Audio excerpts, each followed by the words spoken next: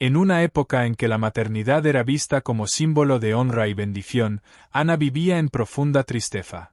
Años pasaron sin que pudiera concebir un hijo, y su alma se consumía en silencio. Aunque su esposo la amaba sinceramente, el dolor de la espera, las comparaciones con otras mujeres y las palabras hirientes de quienes la rodeaban hacían que sus días se llenaran de lágrimas silenciosas.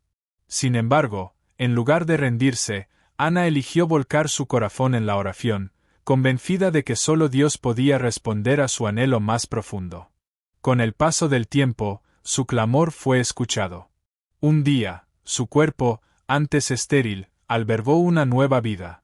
Ana quedó embarazada y dio a luz a un niño, al que llamó Samuel, cuyo nombre significa Dios ha oído.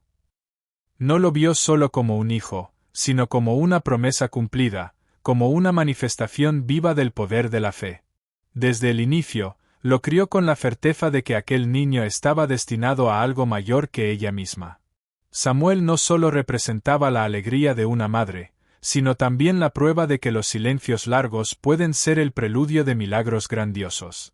En una época en que la maternidad era vista como símbolo de honra y bendición, Ana vivía en profunda tristeza. Años pasaron sin que pudiera concebir un hijo, y su alma se consumía en silencio. Aunque su esposo la amaba sinceramente, el dolor de la espera, las comparaciones con otras mujeres y las palabras hirientes de quienes la rodeaban hacían que sus días se llenaran de lágrimas silenciosas. Sin embargo, en lugar de rendirse, Ana eligió volcar su corazón en la oración, convencida de que solo Dios podía responder a su anhelo más profundo. Con el paso del tiempo, su clamor fue escuchado. Un día, su cuerpo, antes estéril, albergó una nueva vida. Ana quedó embarazada y dio a luz a un niño, al que llamó Samuel, cuyo nombre significa Dios ha oído. No lo vio solo como un hijo, sino como una promesa cumplida, como una manifestación viva del poder de la fe. Desde el inicio, lo crió con la certeza de que aquel niño estaba destinado a algo mayor que ella misma. Samuel no solo representaba la alegría de una madre, sino también la prueba de que los silencios largos pueden ser el preludio de milagros grandiosos. Mientras el bullicio del mundo quedaba fuera de los muros sagrados, Samuel crecía en silencio y reverencia dentro del templo de Silo. Desde pequeño, aprendía a encender las lámparas del santuario, a limpiar los utensilios sagrados y a observar con atención los ritos que marcaban cada día. Aunque era solo un niño, había en él una madurez poco común. Su presencia era serena, su mirada atenta, como si cada rincón del templo hablara directamente a su corazón. El sacerdote Elí se convirtió en su guía, enseñándole con paciencia los caminos del servicio y la obediencia.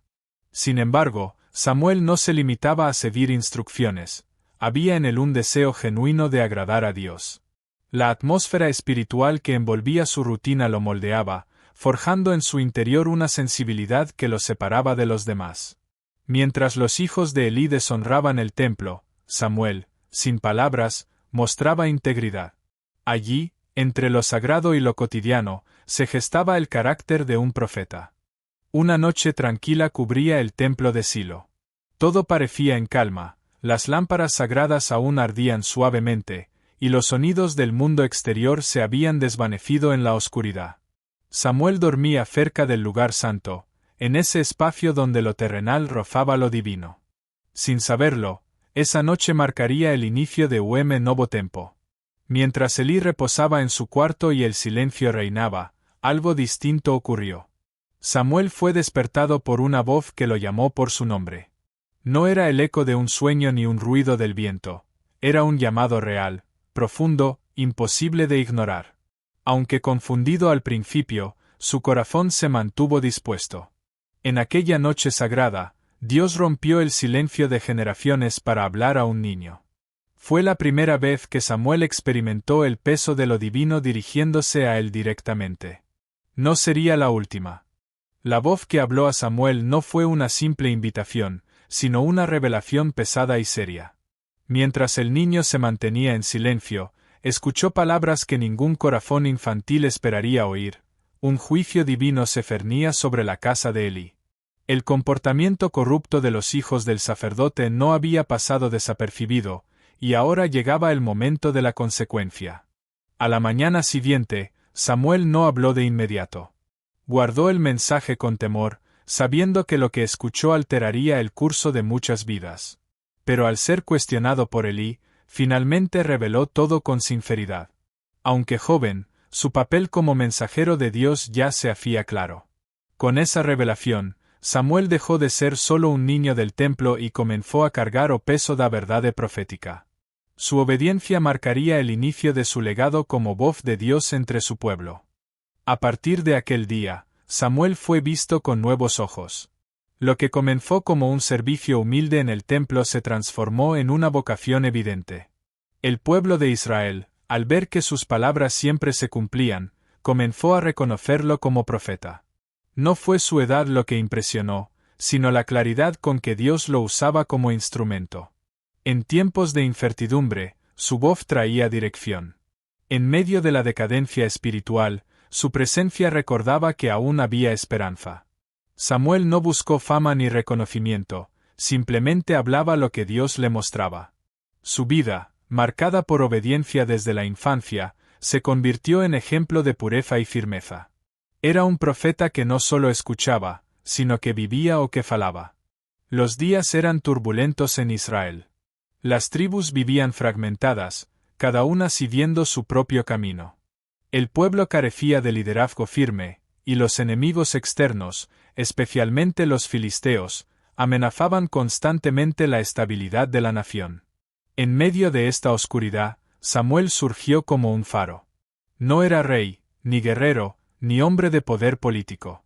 Era un profeta, un hombre cuya fuerza residía en su integridad y comunión con Dios. Samuel recorrió el país, juzgando con sabiduría, enseñando justicia y restaurando la fe entre las tribus. Convocaba al pueblo no con fuerza, sino como autoridad espiritual. Llamaba al arrepentimiento y guiaba con ejemplo. Su presencia inspiraba respeto, porque hablaba verdades que el pueblo necesitaba oír, aunque muchas veces dolieran. Bajo su liderazgo, Israel comenzó a volverse nuevamente a Dios. La influencia de Samuel no estaba en su voz, sino en su carácter. No buscaba la gloria personal ni se enriquecía con su posición. Su justicia era firme y su corazón estaba limpio. Mientras otros líderes caían por la corrupción o el miedo, Samuel se mantenía firme, recordando al pueblo su identidad como nación escogida. Era un puente entre el caos y la promesa, entre la tradición y el futuro que aún estaba por nacer. Con los años, Samuel envejeció. Su cabello comenzó a encanecer, sus pasos se hicieron más lentos, pero su voz se veía firme y clara. Había dedicado su vida a servir a Dios y guiar a su pueblo, pero ahora enfrentaba una petición que hería profundamente su espíritu: el pueblo quería un rey. Las tribus de Israel, al ver cómo las naciones vecinas eran gobernadas por reyes fuertes, comenzaron a clamar por una figura similar.